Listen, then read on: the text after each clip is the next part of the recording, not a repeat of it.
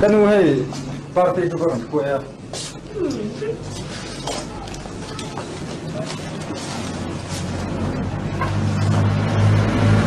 Oh, di bai ke ka che.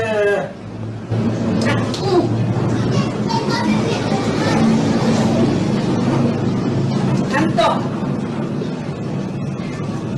Sabay ngay đâu. Ini yang muni ini lu ile ka he thiam thei lo. In lo chik ve nga em tun ma deuh mizo fi ma khan nu le pa tana mo an du lo an tin at te nu fon sual mai te zep lem lawa anin hau pong an ti dan pong hi ti dan anin na sakhop mai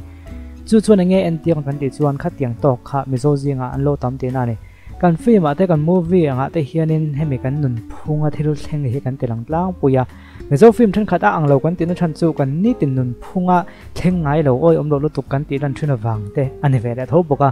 chumi chuni line le lama chuan kan ni tin nun phung kan society million thil he kan tilang ve thoina chu wang zon man lai kha chuan khatiang ang nu le pa ti du da ani moin e lo mai chana tilang he tam ta thoina ni tun hu chuan alang tlem deuta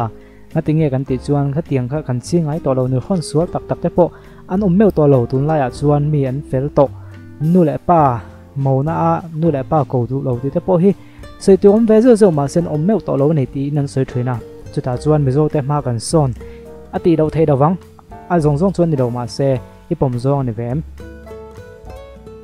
Zu te zong. Isoi thing ne me ka phei na ri to. Zu hi in le ila ni bai. Ka ba han in don chiang á, làm thú ni lam ni. A tho ben thot. ti chuan in thil dang pakhat malaya an lan tio thin chu zu chung chang khane kan ta kan khan zu wanga buai zui na ti boi chung ko te tun thleng po hian hei chu ma kan son lo na lai tak ani ve mai the ni zu chung chang he chu kan in thiam lo in thiam chu nom thonga in thiam lo pon tama zu hi chuan min la ti buai zer ani malaya movie kha tun thleng po hian ala dik chho zel hemi pi ka hi chuan chu wang chuan china kan sim ma so zok ai kha chuan hemi kong ai chuan ma kan son me lo ne mai thei Ril ha na li na ho po hian